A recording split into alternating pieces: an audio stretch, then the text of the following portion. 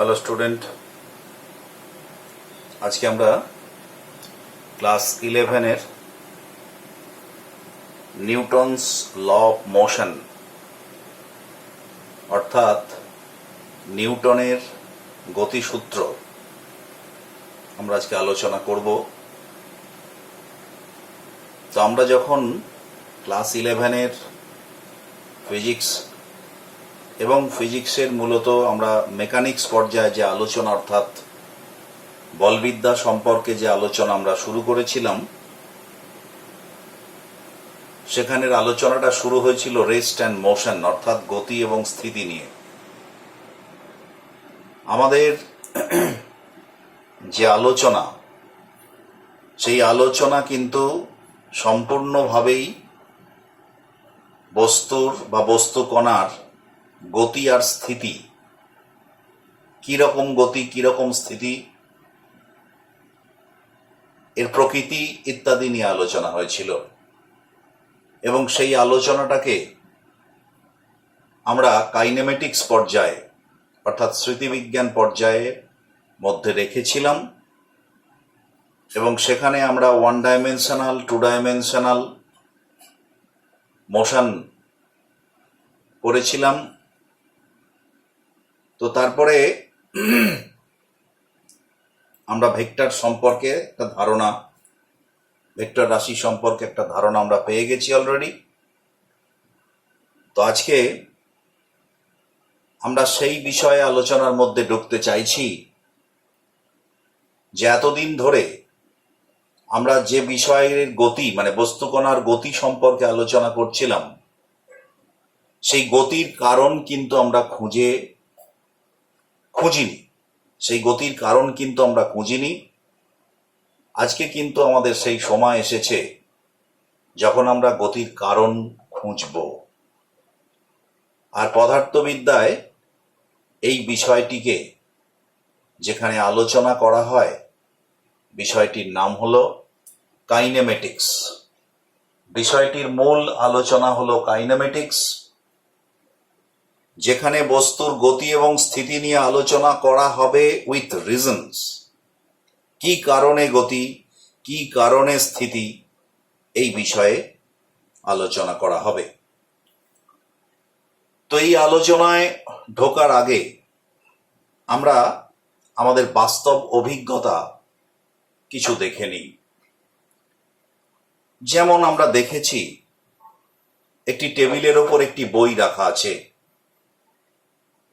এই বইটা যদি রাখা থাকে, যদি কেউ সরিয়ে না দেয় বা কোনোভাবে সরে না যায়, তাহলে বইটা কিন্তু ওখানেই থেকে যায়। বা ফুটবল মাঠে একটা ফুটবল রাখা আছে, যতক্ষণ না কেউ কিক করছে ফুটবলটায়, ততক্ষণ পর্যন্ত সেই ফুটবলটা সেই জায়গাতেই রয়ে যাচ্ছে। কিংবা আমার হাতে একটি পাথরের খণ্ড আছে,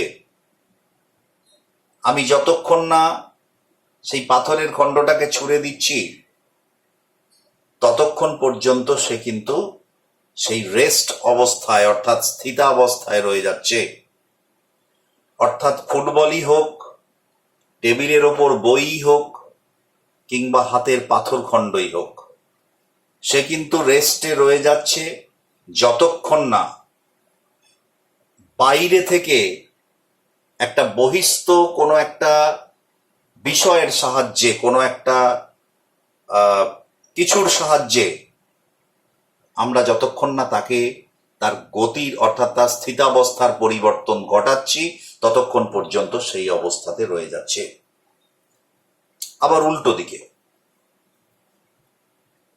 একটা ক্রিকেট খেলায় একজন ব্যাটসম্যান একটা বলকে প্রচন্ড জোরে মারল, আঘাত করল,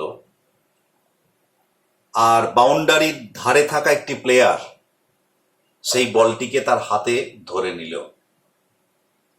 অর্থাৎ ব্যাটসম্যানের ব্যাট থেকে যে গতিশীল বলটি বেরিয়েছিল, সেই বলটা কিন্তু থেমে গেল আরেকটা প্লেয়ারের হাতে এসে। কিংবা একটি গাড়িতে, চলন্ত গাড়িতে গাড়ির ড্রাইভার সে কিন্তু গাড়িটার গতিকে বাড়িয়ে দিতে পারে, গাড়িটার গতিকে কমিয়ে দিতে পারে, কিংবা গাড়িটাকে থামিয়ে দিতে পারে। এই সব ক্ষেত্রেই কিন্তু একজন বহিস্থ একটা কিছু সাহায্যের দরকার। তবে একটা স্থিতিশীল বস্তু গতিশীল হতে পারে, কিংবা গতিশীল বস্তু স্থিতিশীল হতে পারে। তো এই যে একটা বহিস্থ একটা কিছু দরকার, এইটাকে আমরা পদার্থবিজ্ঞানের ভাষায় একে বলি আমরা বহিস্থ এজেন্ট বা এক্সটার্নাল এজেন্ট। তো এইটা দরকার। আবার আমরা যে উদাহরণগুলো দিলাম, এই উদাহরণে দেখো প্রত্যেকটা ক্ষেত্রে যে বহিস্থ এজেন্ট, সেই বহিস্থ এজেন্ট কিন্তু বস্তুর টাচে এসছে। অর্থাৎ আমি একটা ঢিলকে ছুঁড়লাম, আমার হাত পেশি এখানে বহিস্থ এজেন্ট। আমি একটা বইকে সরিয়ে দিলাম টেবিলের ওপর থেকে, এটা একটা বহিস্থ এজেন্ট। ফুটবলে কিক করলাম, প্রত্যেকটা বহিস্থ এজেন্ট। লক্ষ্য করো, যে বস্তুটাকে গতিশীল করতে হচ্ছে কিংবা স্থিতিশীল করতে হচ্ছে সেটা কিন্তু টাচে আসছে, স্পর্শের মাধ্যমে এই বহিস্থ এজেন্ট তার কাজটা করছে। কিন্তু আবার এমন অনেক উদাহরণ আমরা নিতে পারি যেখানে দেখা যাবে বস্তুর তার স্থিতাবস্থা বা গতির অবস্থার পরিবর্তন ঘটাচ্ছে, কিন্তু বহিস্থ এজেন্ট বস্তুর টাচে আসছে না। যেমন একটা লোহার টুকরো আছে, তার অনেকটা দূরে একটা চুম্বক আছে, দেখা যাচ্ছে লোহার টুকরোটাকে টেনে চুম্বকটা নিয়ে চলে আসছে। তাহলে এখানেও কিন্তু একটা বহিস্থ এজেন্ট হিসাবে চুম্বকটা কাজ করছে, কিন্তু এখানে চুম্বকটা ওই বস্তুর ওপরে কিন্তু সরাসরি টাচ করছে না। তো তার মানে একটা বস্তুর গতির অবস্থা বা স্থিতির অবস্থার যে পরিবর্তন ঘটানো যাবে একটা বহিস্থ এজেন্টের সাহায্যে, সেটা তার টাচেও আসতে পারে, আবার টাচের বাইরে থেকেও করতে পারে। এই যে আমাদের বাস্তব অভিজ্ঞতা, এই অভিজ্ঞতার উত্তর আমরা মুহূর্তের মধ্যে আমরা বুঝতে পারলাম, কিন্তু জানো তো এই উত্তর জানতে গিয়ে কয়েক হাজার বছর আমাদের পার করতে হয়েছে। অর্থাৎ বহুদিন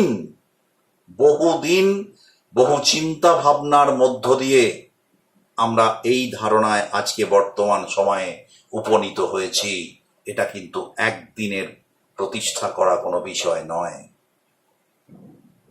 তো আমরা সেই বিষয়তেই আলোচনা শুরু করব, কিন্তু এই আলোচনা শুরু করার আগে আমাদের একটুখানি এর পার্সপেক্টিভের হিস্ট্রিটা কি ছিল, কিভাবে এই ধারণার এলো, আমরা সে সম্পর্কে কিছু গল্প শুনে নিতে পারি। প্রথমত, যার কথা যার লেখায়, যার কথায় এইটা প্রথম জানা যায় এই বিষয়ে, তিনি হলেন যীশু খ্রিস্টের জন্মের 3 থেকে 350 বছর আগের কথা। তার কথা বলছি। তিনি হলেন বিখ্যাত ফিলোসফার অ্যারিস্টটল। অ্যারিস্টটলই প্রথম বস্তুর স্থিতি এবং গতি নিয়ে তার মত পোষণ করেছিলেন যে কোনো একটা বস্তু তার গতির অবস্থা বজায় রাখতে পারে তখনই যদি তার পারিপার্শ্বিক কোনো বস্তু বা ইত্যাদি থেকে তার ওপরেতে একটা প্রচেষ্টা থাকে। যেমন তার উদাহরণ থেকে আমরা বলতে পারি, তিনি বললেন যে একটি ধনুক থেকে যখন তীর নিক্ষেপ হয়, তো ধনুক থেকে তীর নিক্ষেপ হওয়ার পর ধনুকের সঙ্গে তার সম্পর্ক বিচ্ছিন্ন হয়ে যাওয়ার পরও বহুদূর হচ্ছে যে তীরটা চলে যাচ্ছে। তো বললো এই গতিশীলতা কেন বজায় রয়েছে? না, তিনি বললেন যে এই তীরটা যাচ্ছে বায়ুর মধ্য দিয়ে, আর বায়ু এই তীরটাকে পুশ করছে, ঠেলে দিচ্ছে, তাই নাকি তীরটা যাচ্ছে।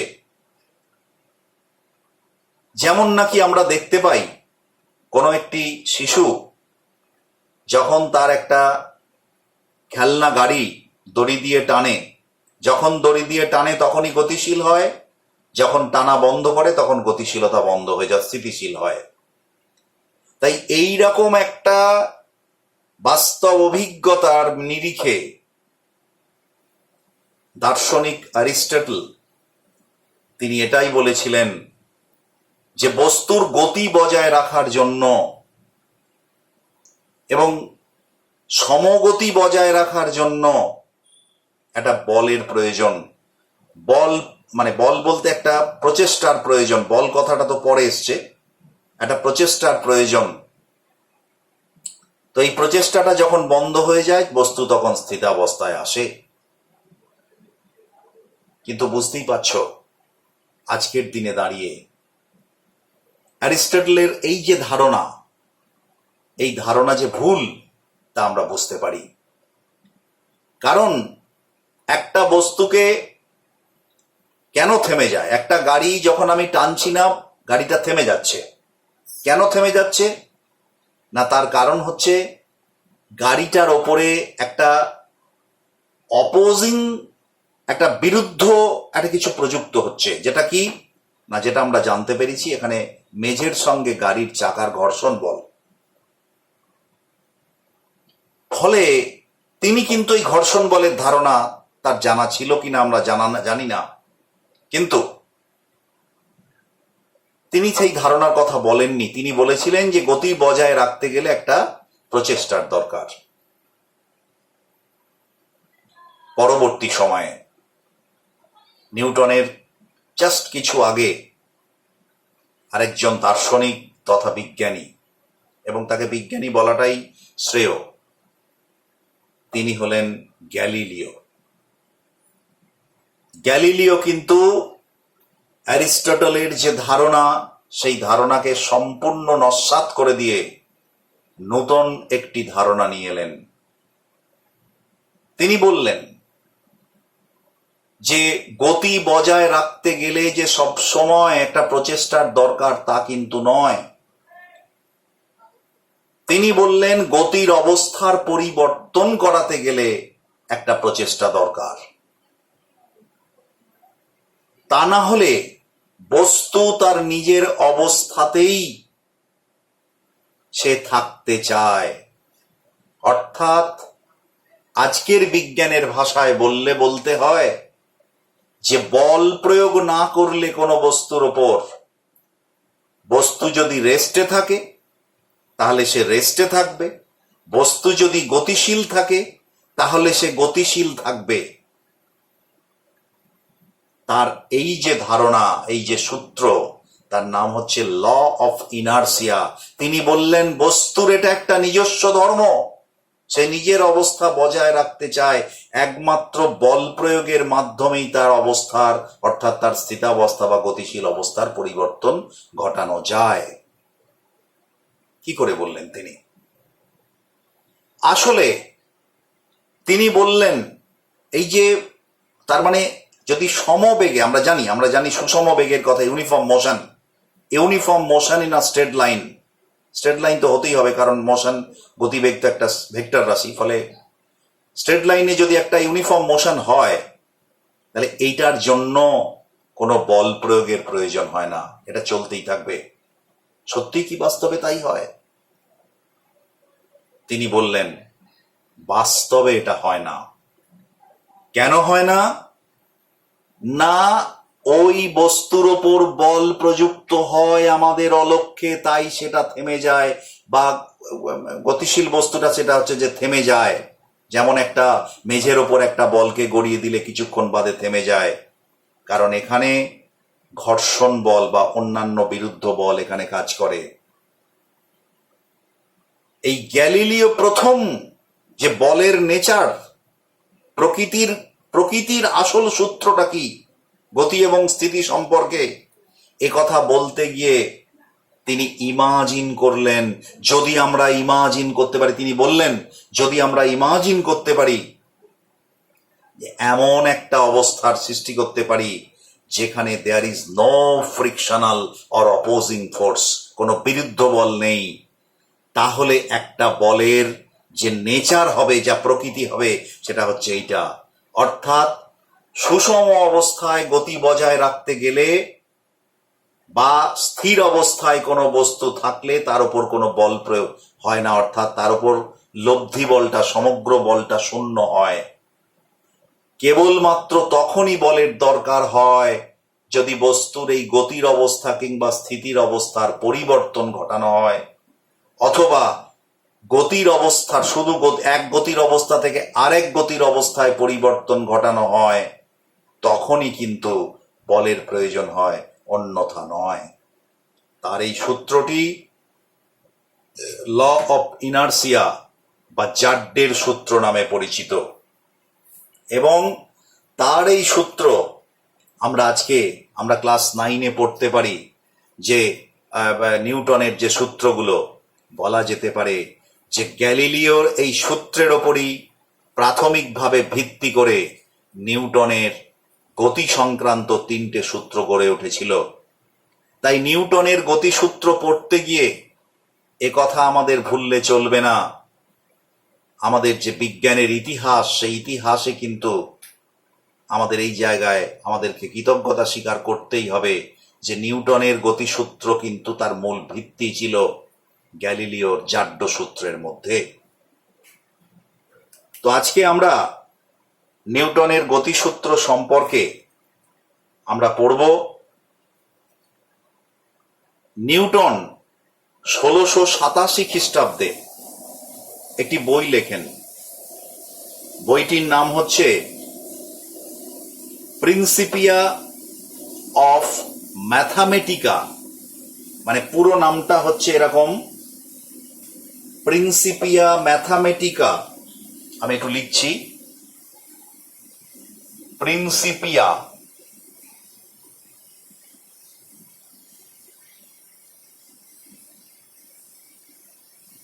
ম্যাথামেটিকা,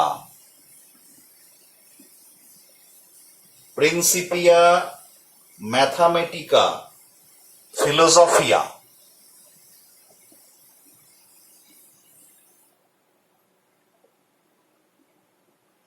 ফিলোসফিয়া ন্যাচারালিস।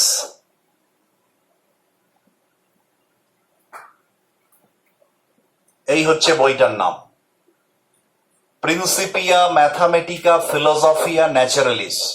কত সাল? 1687। 1687 সালে তিনি এই বইয়ের মধ্যে, আজকের মানে 1687 মানে 1700 সালই যদি ধরি আমরা, 2000 সাল আজকের, মানে 300 বছর আগে, বিজ্ঞানী 300 বা 350 বছর আগে বিজ্ঞানী নিউটন তার গতি সংক্রান্ত 3টে সূত্র এই বইতে লিপিবদ্ধ করেন। তো আজকে আমরা সেই বিষয়েই আলোচনা করব। শুরুতে বলে রাখি যে নিউটনের এই গতিসূত্রই হলো মডার্ন সায়েন্সের বা মেকানিক্সের সূচনা। অর্থাৎ তোমরা ইতিমধ্যেও দেখবে আমি বলেছি যে মেকানিক্সের শুরু হয়েছিল নিউটোনিয়ান মেকানিক্স দিয়ে। পরবর্তীকালে অত্যন্ত গতিশীল বস্তুর ক্ষেত্রে দেখা গেল নিউটোনিয়ান মেকানিক্স কার্যকরী নয়। সেক্ষেত্রে নতুন একটি মেকানিক্সের জন্ম দিলেন বিজ্ঞানী Einstein, special theory of relativity, যেখানে বলা হলো যে ভর বস্তুর নিজস্ব ধর্ম হলেও তা গতিবেগের ওপর নির্ভর করে।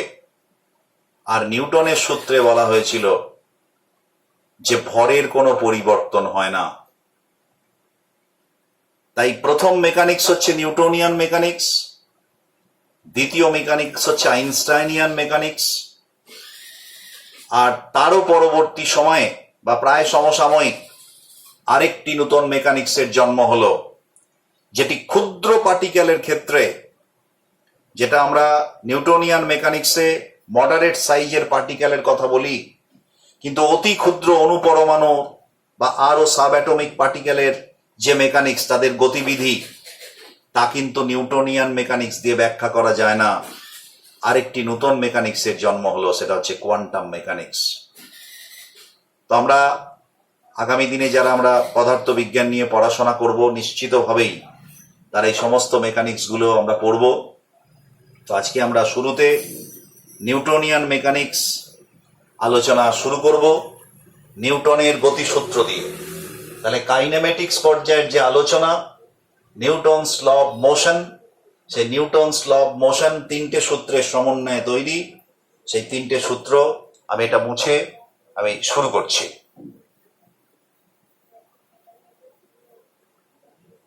প্রথম হচ্ছে Newton's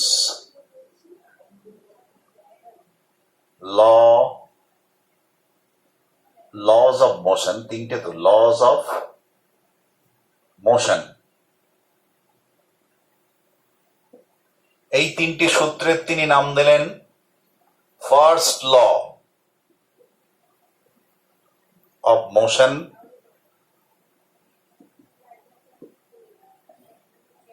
second law of motion,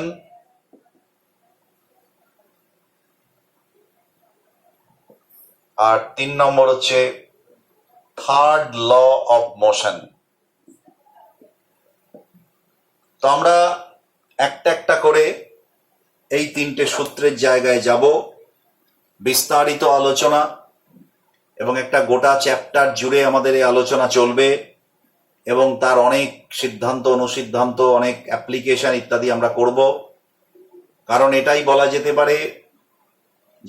যেতে পারে মেকানিক্সের ভিত্তি। অর্থাৎ আগামী দিনে আমরা যে মেকানিক্সের আরো জটিল বিষয়ে ঢুকব, তা কিন্তু আমাদের শুরু হচ্ছে নিউটনিয়ান মেকানিক্স দিয়ে। তো প্রথমে আমরা ফার্স্ট ল অফ নিউটন অর্থাৎ নিউটনের প্রথম সূত্র বা প্রথম গতিসূত্র দিয়ে আমরা আলোচনাটা শুরু করতে চাই। তো আমি তাহলে তিনটে সূত্রের মধ্যে আমরা ফার্স্ট ল অফ মোশন আজকে আমরা বলবো। ফার্স্ট ল অফ মোশন,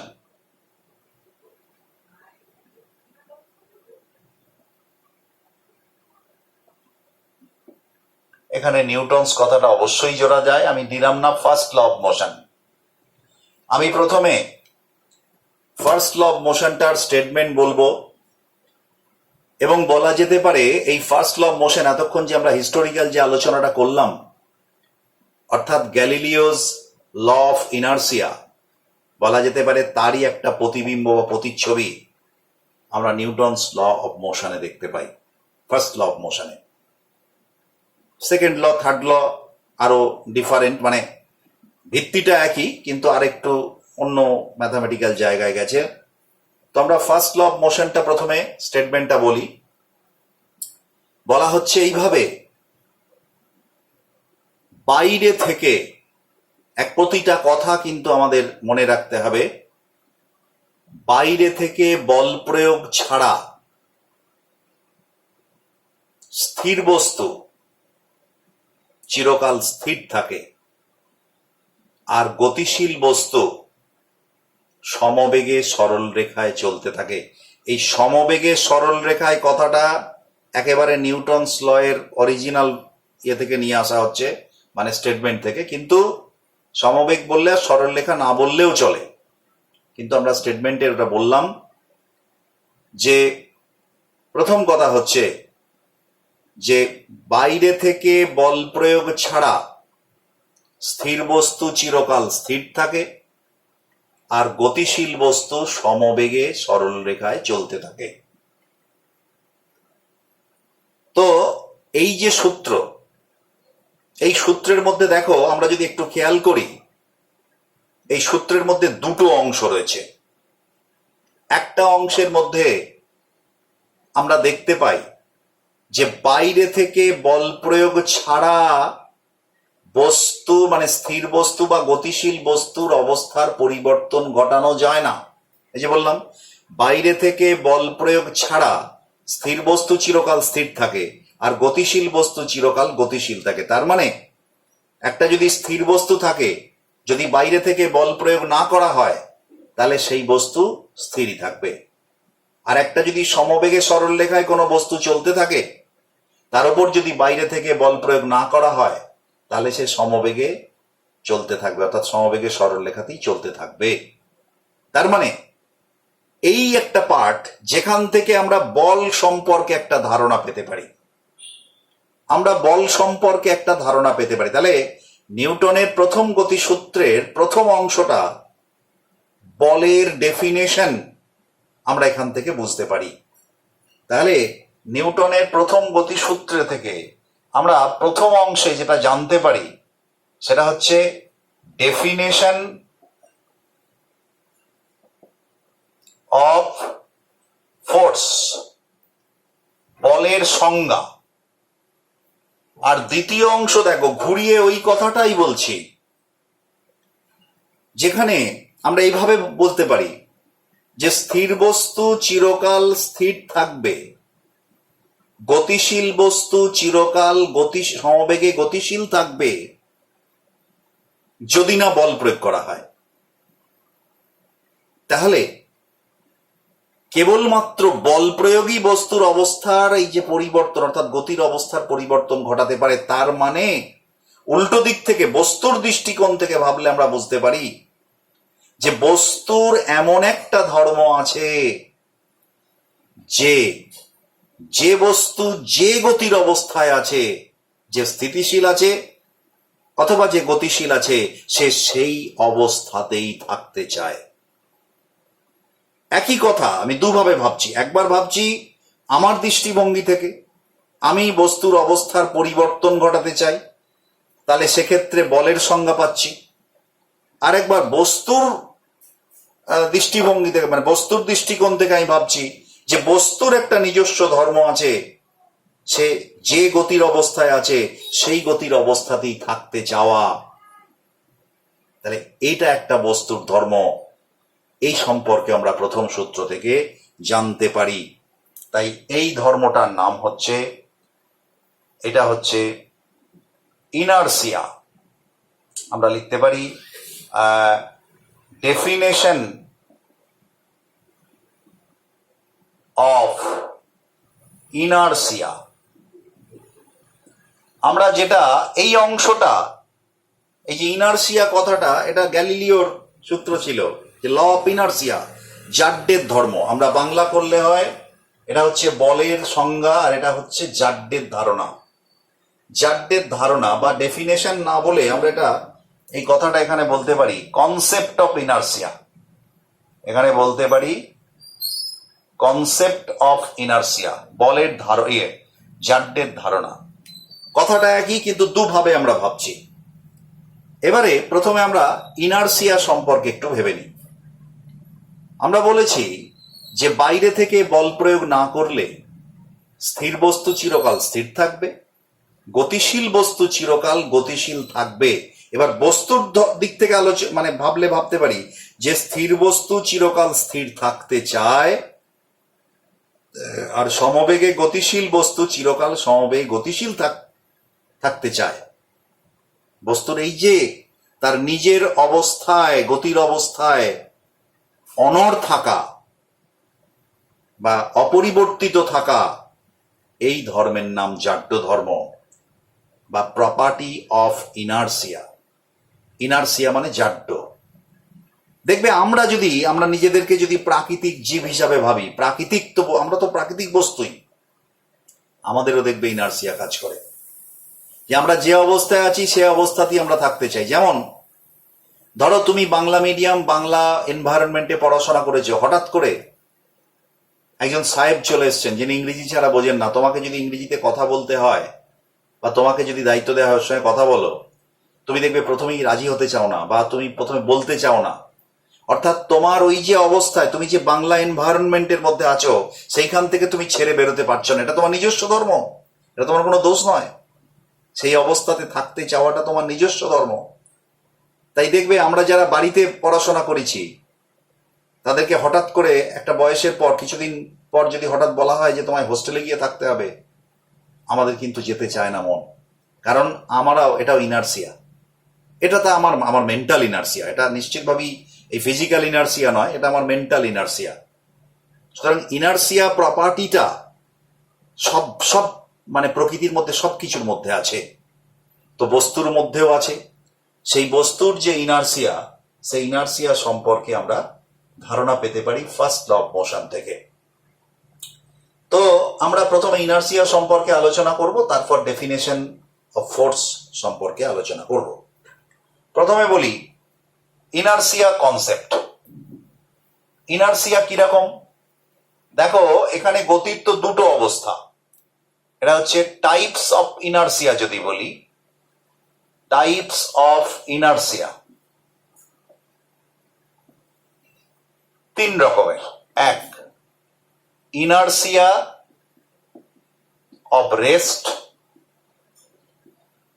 দুই, ইনার্সিয়া অফ মোশন। আর তিন, ইনার্সিয়া অফ ডাইরেকশন। এই তিন রকমের ইনার্সিয়া আছে। ইনার্সিয়া মানে যেখানে আছে, যে অবস্থায় আছে, সেই অবস্থাতেই আমরা থাকতে চাই।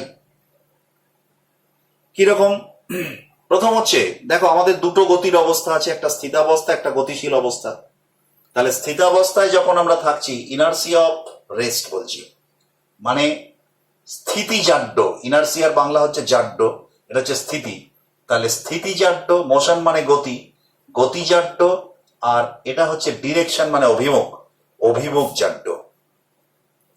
স্থিতি জাড্য কিরকম না, আমি বলেছি জাড্য ধর্মটা হচ্ছে এমন ধর্ম, বস্তুর যে অবস্থায় আছে গতির, সেই অবস্থাতেই থাকতে চায়। তাহলে বস্তুর তো গতির দুটো অবস্থা, তাহলে একটা হচ্ছে যে স্থিতাবস্থা, একটা গতিশীল অবস্থা। তাহলে কোন বস্তু যে স্থিতিশীল বস্তু, সে স্থিতির অবস্থাতেই থাকতে চায়, বস্তুর এই ধর্মকে বলা হয় স্থিতিজাড্য।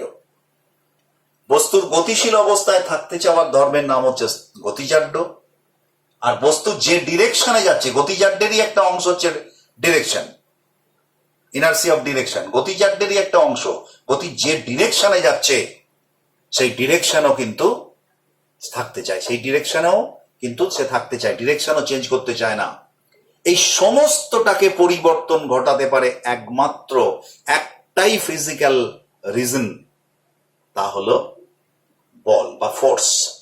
আমরা আসবো পরের অংশে। তাহলে আমরা প্রথমে বলি যে rest of inertia of rest. যেমন আমি দু একটা করে উদাহরণ দিই। আমরা স্থিতাবস্থায় আছি, স্থিতাবস্থায় থাকতে চাই। ধরো আমি বাসে সিটে বসে আছি, বাস থেমে আছে, তো বাস স্থিতিশীল, আমার বডি স্থিতিশীল, সবাই স্থিতিশীল আমরা। তো হঠাৎ করে বাসটা গতিশীল হয়ে গেল, মানে বাসটা হঠাৎ তুমি খেয়াল করনি চলতে শুরু করলো। যেই চলতে শুরু করলো, একটা জিনিস খেয়াল করে দেখবে যে তোমার দেহের যে অংশটা বাসের সঙ্গে লেগে আছে, টাচ হয়ে আছে, সেটা বাসের অংশ হিসাবেই ধরা যায়। বাসটা যেই গতিশীল, সেই অংশটা গতিশীল। যখন তুমি সোজা হয়ে দাঁড়িয়ে বা ধরো বসে আছো, তার তোমার ওই ওপরের অংশটা, অপর পোর্শনটা, সে তো আলাদা হয়ে আছে। ফলে বাসটার সঙ্গে তোমার নিচের পায়ের অংশটা গতিশীল হলো, কিন্তু ওপরের অংশটা তখনও স্থিতিশীল থাকতে চায়, কারণ গোটা বডিটাই তোমার স্থিতিশীল ছিল, সে অবস্থাটি থাকতে চায়। তখন কি হবে না, তুমি চিন্তা করে দেখো, তোমার পাটা এগিয়ে যাচ্ছে আর বডিটা এক জায়গায় দাঁড়িয়ে থেকে থাকতে চাইছে। তার মানে কি হবে, তোমার বডিটা পেছনের দিকে হেলে যাবে। তোমার পা ধরে কেউ টেনে দেয়, তাহলে তুমি পেছনের দিকে হেলে যাবে। তাহলে ঠিক সেই রকমই, অর্থাৎ পেছনের দিকে দেখবে সব যাত্রীরা বা তুমি নিজেও পেছনের দিকে হেলে যাচ্ছ। এটা হচ্ছে ইনার্সি অফ রেস্ট, অর্থাৎ স্থিতিশীল বস্তু স্থিতিশীল থাকতে চাওয়ার এই যে ধর্ম। দ্বিতীয় হচ্ছে, আমি আরেকটা উদাহরণ দিই, ইনার্সি অফ মোশন। ধরো আমি বাস দিয়ে আরেকটা উদাহরণ দিচ্ছি। ইনার্সি অফ মোশন, বাসটা গতিশীল, ধরো বাসটা ছুটছে, তুমি বাসের মধ্যে বসে আছো, তার মানে বাসও গতিশীল, বাসের সঙ্গে তোমার গোটা বডিটা গতিশীল। হঠাৎ রাস্তায় একটা সামনে কিছু দেখতে পেয়ে ড্রাইভার প্রচন্ড জোরে ব্রেক মারলো। তার মানে মুহূর্তের মধ্যে বাসটা গতিশীল থেকে স্থিতিশীল অবস্থায় এসে গেল, কিন্তু সঙ্গে সঙ্গে আমার দেহের যে পোর্শনটা বাসের সঙ্গে টাচ হয়েছিল তারাও স্থিতিশীল হয়ে রইল, কিন্তু ওপরের পোর্শনটা বডির সে কিন্তু গতিশীলই থাকতে চাইলো। অর্থাৎ তাহলে কি হলো জিনিসটা, নিচের বসে আছো কোমর পর্যন্ত স্থিতিশীল, ওপরের অংশটা গতিশীল থাকতে চাইলো, তাহলে তুমি সামনের দিকে ঝুঁকে পড়বে। তাহলে এটা হচ্ছে একটা গতিজাড্যের উদাহরণ। তো এইরকম প্রচুর উদাহরণ, যেমন একটা ফ্যান, তুমি দেখবে সুইচ অফ করার সঙ্গে সঙ্গে কিন্তু ফ্যানটা বন্ধ হয় না, কারণ সুইচ অফ করলে মানে তো হিসেব মতো তার এনার্জি সাপ্লাই বন্ধ করলে, কিন্তু তারপরেও সে কিন্তু ঘুরতে থাকে তার গতিজাড্যের জন্য। কিংবা আমরা যখন দৌড়াই দেখবে আমাদের টার্গেটে গিয়ে পৌঁছানোর পরও কিন্তু আমরা গতি থামাতে পারি না, আমরা খানিকটা এগিয়ে যাই আমাদের গতিজাড্যের জন্য। এরপরে হচ্ছে ইনার্সিয়া অফ ডিরেকশন।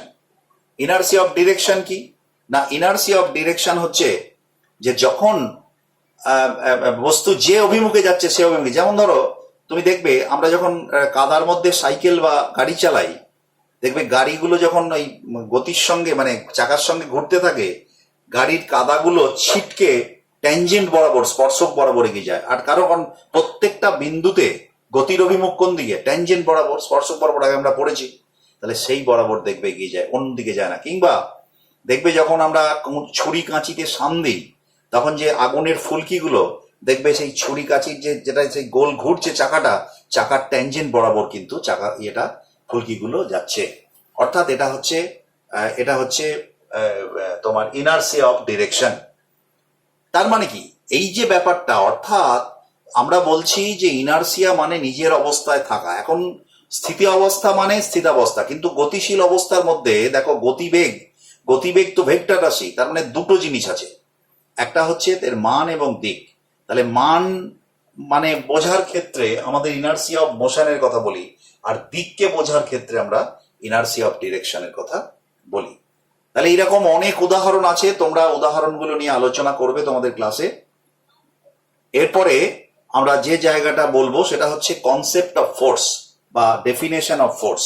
আমরা প্রথম সূত্রের দ্বিতীয় অংশে যেটা যাব সেটা হচ্ছে definition of force. Definition of force, definition of force, বলের সংজ্ঞা। অর্থাৎ আমরা একটু আগেই বললাম যে বস্তুর যে গতির অবস্থা বা স্থিতির অবস্থায়, যে বস্তু যে অবস্থায় আছে সে সেই অবস্থাতেই থাকতে চায়, কেবলমাত্র বাইরে থেকে বল প্রয়োগ করলে এদের পরিবর্তন ঘটানো যায়। তাহলে এখানে বল এমন একটা বিষয়, এমন একটা ভৌত কারণ যা বস্তুর গতির অবস্থা বা স্থিতির অবস্থার পরিবর্তন ঘটায়। নট অনলি দ্যাট, শুধু এইটুকু বললেই হবে না, কারণ বলও দুরকম হতে পারে তাদের অবস্থানের ভিত্তিতে, বাহ্যিক বল এবং অভ্যন্তরীণ বল।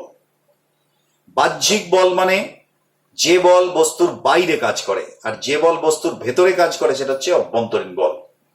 এখানে কিন্তু বস্তুর গতির অবস্থার পরিবর্তনের ক্ষেত্রে অভ্যন্তরীণ বলের কোনো ভূমিকা নেই, সবটাই হচ্ছে বাহ্যিক বল। আমি একটা উদাহরণ দিয়ে বলি। একটি বাস রাস্তায় খারাপ হয়ে গেছে কাদার মধ্যে, তো বাসটাকে একটুখানি, বাসটার ইঞ্জিন খারাপ হয়ে গেছে, ঠেলে সরাতে হবে। তো রাস্তায় খুব কাদা, তোমরা কয়েকজন বন্ধু ঠিক করলে যে রাস্তায় থেকে বাসটাকে ঠেলে একটু সাইডে সরিয়ে দেব। তো তোমরা বললে এত কাদা বাইরে থেকে ঠেলা যাবে না, চ ভেতরে উঠে যাই। ভেতরে উঠে গিয়ে তোমরা বাসটাকে ঠেলতে শুরু করলে, বাসটা কি যাবে? বাসটার কি গতির অবস্থার পরিবর্তন হবে? একেবারেই হবে না, কারণ এখানে বলটা প্রযুক্ত হচ্ছে অভ্যন্তরীণ, বস্তুর ভেতরে। তাই দেখো প্রথম সূত্রের প্রথম কথা হচ্ছে বাইরে থেকে বল প্রয়োগ করতে হবে। তাহলে এইবার তুমি যদি বাইরে থেকে বাসটাকে ঠেলো সবাই মিলে, তাহলে দেখবে বাসটা গতিশীল হয়ে গেল। তাহলে প্রথম হচ্ছে যে বলটা প্রযুক্ত হতে হবে বাইরে থেকে। এবার দ্বিতীয় প্রশ্ন, যে বল প্রয়োগ করলে, এই যে আমরা বলের সংজ্ঞায় তাহলে আমরা বলে দিলাম যে ভৌত কারণ বাইরে থেকে প্রযুক্ত হয়ে বস্তুর বাইরে থেকে প্রযুক্ত হয়ে বস্তুর গতির অবস্থার পরিবর্তন ঘটায়, অর্থাৎ কিনা স্থির বস্তুকে গতিশীল করে কিংবা গতিশীল বস্তুকে স্থির করে, তাই হচ্ছে বল। কিন্তু এটাই কি সম্পূর্ণতা পেল? না। তার কারণ হচ্ছে, তুমি যদি মনে করো একটা খুব ভারী পাথর, তুমি তাকে ঠেলছো, তুমি বল প্রয়োগ করছো, কিন্তু পাথরটা নড়ছেও না চড়ছেও না, তাহলে তুমি কি বল প্রয়োগ করছো না? হ্যাঁ, করছো। তাহলে বলের সংজ্ঞায় ও কথাটা এলো কই? তাই জন্য আবার ধরো একটা বস্তুকে, তুমি ধরো একটা বস্তু গতিশীল, তুমি থামিয়ে দিতে পারো, তাকে তুমি বল প্রয়োগ করে থামিয়ে দিতে পারো। আবার খুব জোরে একটা বস্তু আছে, তুমি বল প্রয়োগ করে থামানোর চেষ্টা করলে কিন্তু থামলো না, তাহলে কি তুমি বল প্রয়োগ করলে না? অবশ্যই করলে। তাই বলের সংজ্ঞায় শুধুমাত্র গতিশীল অবস্থাকে স্থিতিশীল অবস্থায় বা স্থিতিশীল অবস্থাকে গতিশীল অবস্থায় পরিবর্তন করতে পারে এটাই বল নয়, করার চেষ্টা করলেও সেটা হচ্ছে বলের সংজ্ঞার মধ্যে পড়ে। তাই বলের সংজ্ঞা নির্ধারণ করার ক্ষেত্রে আমরা বলবো যে ভৌত কারণ বস্তুতে বাইরে থেকে প্রযুক্ত হয়ে বস্তুর গতির বা স্থিতির অবস্থার পরিবর্তন ঘটায় বা ঘটানোর চেষ্টা করে, তাই হলো বল। ঘটায় বা ঘটানোর চেষ্টা করে। সবসময় যদি সাফিসিয়েন্ট একটা বস্তুকে সরানোর জন্য যে বলের দরকার, সাফিসিয়েন্ট বলের দরকার, তা কিন্তু নাও যদি না হয়, তাহলে সেক্ষেত্রে কিন্তু এটা হবে না, মানে সরানো যাবে না। তাই জন্য সে কিন্তু বল প্রয়োগ হচ্ছে, তাই বলের সংজ্ঞায় আমরা এটা বলবো। তো তাই আমরা বলতে পারি যে নিউটনের প্রথম গতিসূত্র, আমরা এখানে যে আলোচনা করলাম, নিউটনের প্রথম গতিসূত্রটা কিন্তু সম্পূর্ণ একটা কি বলবো, কোয়ালিটেটিভ ল, অর্থাৎ এখানে নিউমেরিক্যাল সেই অর্থে নেই। এর সঙ্গে আরেকটি বিষয়ে বলা যেতে পারে, সেটা হচ্ছে এই যে জাড্ডের কথা বললাম আগের অংশে, সেখানে তুমি একটা জিনিস লক্ষ্য করে দেখো যে আমরা বলছি যে বস্তু যে অবস্থায় আছে সেই অবস্থাতেই, মানে আমরা দুটোকে যদি অ্যাসেম্বল করি, এটা বলের সংজ্ঞা আর জাড্ড, এই দুটোকে অ্যাসেম্বল করে এটা বলা যেতে পারে যে বল প্রয়োগ বস্তুর অবস্থার পরিবর্তন ঘটায়, অর্থাৎ স্থিতিশীল বস্তুকে গতিশীল করে বা করার চেষ্টা করে, আর গতিশীল বস্তুকে স্থিতিশীল করে বা করার চেষ্টা করে। কিন্তু এখানে যে ফ্যাক্টরটা কাজ করছে, ধরো একটা ছোট্ট বস্তু, এই যে আমি বড় পাথরের কথা বললাম, এটা যদি ছোট পাথর হতো, তাহলে তার গতির অবস্থা পরিবর্তন ঘটানোর জন্য আমায় কিন্তু কম বল প্রয়োগ করতে হতো। অথচ একটা ভারী পাথরকে সরানোর জন্য সেই পরিমাণ বল প্রয়োগ করলে আমি করতে পারি না। এবার ওই বস্তুর দৃষ্টিভঙ্গি থেকে যদি আমরা ভাবি, কেন পারছি না তাকে সরাতে, তার গতির অবস্থা বা স্থিতির অবস্থার পরিবর্তন ঘটাতে? না, বস্তুর দৃষ্টিভঙ্গি থেকে আমরা বলতে পারি যে নিশ্চিতভাবেই ওই বস্তুর জাড্য বেশি। একটা পাথর থেমে আছে, তাকে আমি বল প্রয়োগ করে, কম বল প্রয়োগ করে সরাতে পারছি না, তার মানে তার জাড্য বেশি। অথচ একটা ছোট বস্তুকে, মানে ছোট ভরের বস্তুকে, তাকে আমরা বল প্রয়োগ করে সহজে, মানে অল্প বল প্রয়োগ করে তাকে সরিয়ে দিচ্ছি বা তার গতিশীল করে দিচ্ছি। তার মানে বস্তুর ভর যত বাড়ে, বস্তুর জাড্যের পরিমাপও তত বাড়ে, অর্থাৎ জাড্য তত বাড়ে। তার মানে আমরা এভাবে ভাবতে পারি, ধরো একটা গতিশীল বস্তুকে একটা স্থিতিশীল বস্তুকে গতিশীল করার জন্য যেমন ভারী স্থিতিশীল বস্তুকে গতিশীল করার জন্য যেমন বেশি বলের প্রয়োজন, তেমনি আবার উল্টো কথাটাও সত্যি। অর্থাৎ মনে করো একটা সাইকেলে একটা ছেলে আসছে, ছোট্ট ছেলে, একটা নির্দিষ্ট স্পিডে আসছে, তুমি তাকে থামালে, বল প্রয়োগ করে তাকে থামিয়ে দিলে, যে পরিমাণ বল প্রয়োগ করলে ধরো তুমি মাপতে পারলে সেটা।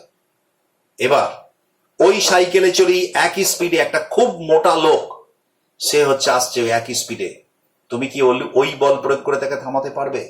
না, ওই বল প্রয়োগ করে তুমি থামাতে পারবে না। কেন না, এখানে গতিজাড্যের থেকে স্থিতিজাড্যে আসছে, তা গতিজাড্যের প্রথম ক্ষেত্রে গতিজাড্য এখানে যেহেতু ভর কম ছিল, তাই জন্য তার গতিজাড্য কম ছিল। দ্বিতীয় ক্ষেত্রে ভর বেশি হওয়ার জন্য তাকে বেশি বল প্রয়োগ করতে হচ্ছে, তাই এখানে গতিজাড্য বেশি। তাই বলা যেতে পারে বস্তুর এই যে জাড্য ধর্ম, এই জাড্য ধর্মটা কিন্তু বস্তুর ভরের ওপর নির্ভর করে। অর্থাৎ ভর যত বেশি হয়, বস্তুর জাড্য ধর্মও কিন্তু তত বাড়ে। তাই বস্তুর ভরই হলেও বস্তুর জড়ত্বের পরিমাপক। তাই এক অর্থে নিউটনিয়ান মেকানিক্সের কনসেপ্টে আমরা এই ভরকে, বস্তুর এই ভরকে আমরা জড়ত্বীয় ভর বা ইনার্সিয়াল মাস হিসাবে বলে থাকি। তো মোটামুটি আমরা প্রথম সূত্রের একটা ধারণা আমরা দিলাম। এরপরে আমরা পরের ক্লাসে আমরা দ্বিতীয় সূত্র সম্পর্কে আমরা ধারণা দেওয়ার চেষ্টা করব। প্রথম সূত্রে আমরা যেটা আলোচনা করলাম মূলত, খেয়াল করো, যে বল প্রয়োগ না করলে কি হয় বস্তুর গতির অবস্থা বা স্থিতির অবস্থা। দ্বিতীয় সূত্রে যে আলোচনাটা আমরা করব সেটা হচ্ছে বল প্রয়োগ করলে কি হবে। সেই আলোচনায় আমরা পরের ক্লাসে করব। আজ এই পর্যন্তই। ওকে, থ্যাংক ইউ।